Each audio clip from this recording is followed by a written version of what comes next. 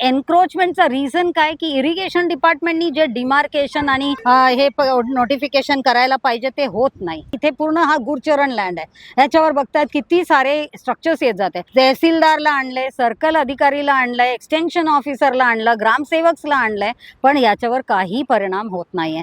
गरिबांना आज पैसे म्हणजे विकत घेऊन पाणी प्यावं लागतं आणि ह्या मोठे मोठे कॉन्ट्रॅक्टर्स ना, कन्स्ट्रक्शन वाल्यांना फोकटमध्ये चोरीचं पाणी मिळत आहे. ह्या बाजूला आता एक फिशरी एक प्रायव्हेट पार्टीनी एक छोटासा असं बंधारा करून तिथे त्यांनी फिशरीचा काय करायला चालू केलंय. त्यामुळे हा पूर्ण पाणी थांबलं गेलाय. थांबल्यामुळे हा पूर्ण असं स्टॅग्नेशनमुळे असं जो पाणी दूषित झालं आणि त्याच्यावर जलपर्णी. नमस्कार, मी संजय भालेराव शहापूर गजालीत आपले स्वागत आहे.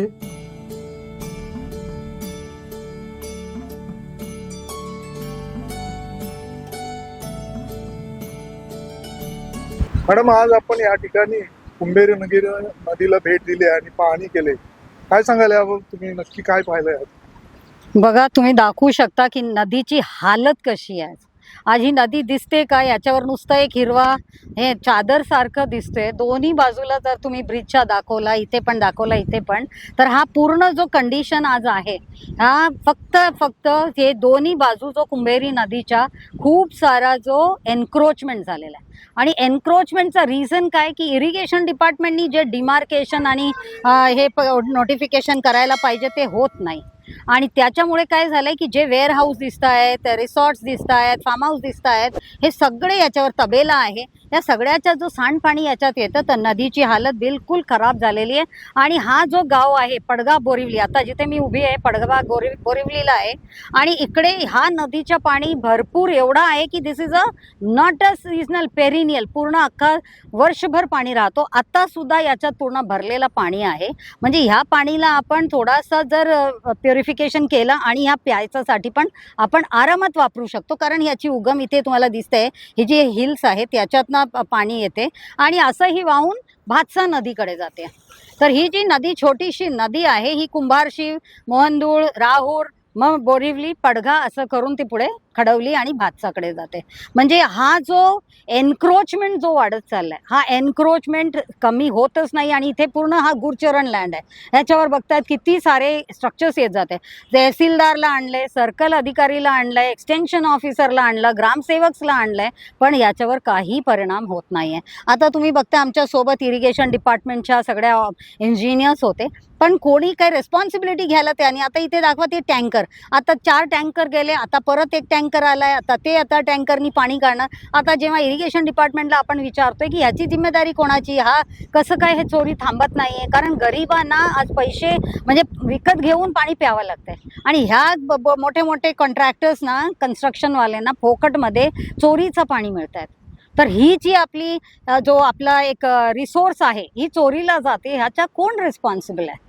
म्हणजे कोणी काय विचार करायला तयार नाही. नदी मरतीये. नदीच्या आता हा जो असा प्रकारचा पूर्ण जलपर्णी आणि बाकी वीड्सनी जो भरलाय, तर आतमध्ये जो जीव जंतू आहे ते पण म्हणजे मासे भरपूर आहे याच्यात, पण आता याच्यात ऑक्सिजनचा काही हे नाही, त्यामुळे ते मरतील बिचारे डिप्लिशन ऑफ ऑक्सिजनमुळे.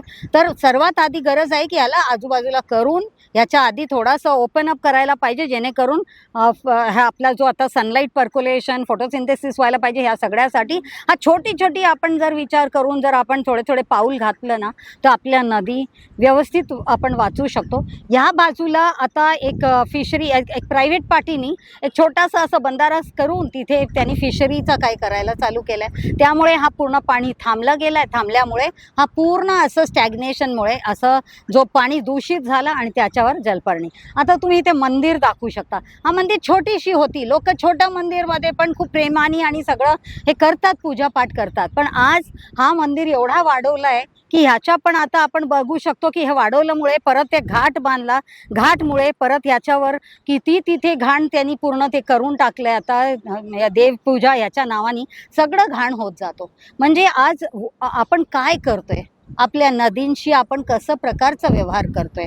आता ग्रामपंचायतला पण आपण वारंवार सांगून की याच्यावर लक्ष ठेवा, याच्यावर काहीतरी उपाययोजना करा. पण आज मला खूप खुशी वाटते सांगायला की काल माझा कलेक्टर साहेबांशी डिस्कशन झाला ह्या कुंभेरी नदीबद्दल. आपले पांचाल साहेब कलेक्टर त्यांनी इमिडिएटली एक नोडल ऑफिसर अपॉइंट केला वैभव कुलकर्णींना DPOंना, आणि त्यांना सांगितलं आहे जे काही मी आता रिपोर्ट पण सबमिट केलं 325 पानाचा पूर्ण ठाणे डिस्ट्रिक्टचे सर्व नदींचा, की त्या नदींवर नदीच्या काय प्रॉब्लेम्स आहे, कारण आपण त्याच्यातनं प्रॉब्लेम फाइंडिंग ॲज वेल एज त्याच्या सजेशन्स म्हणजे रेकमेंडेशन्स केलं की काय करणं आवश्यक आहे. तर आत्ता खूप गरजेचं आहे की माझा त्या पुस्तकाला व्यवस्थित ते वाचून त्याच्या कंप्लायन्ससाठी पांचाल साहेबांनी त्या नोडल ऑफिसरला दिलं आहे. कदाचित त्याच्यावर जर पूर्ण कंप्लायन्स झाला, मला खूप होप आहे की आपले नदी वाचू शकतात. आपण असे छोटे छोटे नदींना वाचवलं की मोठी मोठी नदी भातसा, उल्हास नदी हे सगळं आपण वाचू शकणार. तर याच्यात सगळ्यांची गरज आहे. एवढा इम्पॉर्टंट पब्लिकचा आहे तेवढाच ॲडमिनिस्ट्रेशनचा. जर ॲडमिनिस्ट्रेशनचा पूर्ण सहकार्य पब्लिकला मिळालं आणि हा जो सांडपाणी व्यवस्थापन व्यवस्थित झालं, घनकचराचं व्यवस्थित झालं ग्रामपंचायत रिजनला, मला वाटतं आपण नदींना स्वच्छ ठेवू शकतो. तर सगळ्यांना आग्रह आहे की हा जो कुंभेरी नदी असू द्या की तुमच्या आजूबाजूला जे काही छोटी मोठी जी नदी आहे त्याला जर तुम्ही असंच लक्ष दिलं आणि अशाच अथॉरिटीजना सगळ्यांना बोलून घेऊन त्यांच्या मदतीने जर त्या नदींचा उपचार करू शकले तर मला वाटतं आपण पाणीदार होऊ. धन्यवाद. ताज्या घडामोडींसाठी पाहत राहा शहापूर गजाली. धन्यवाद.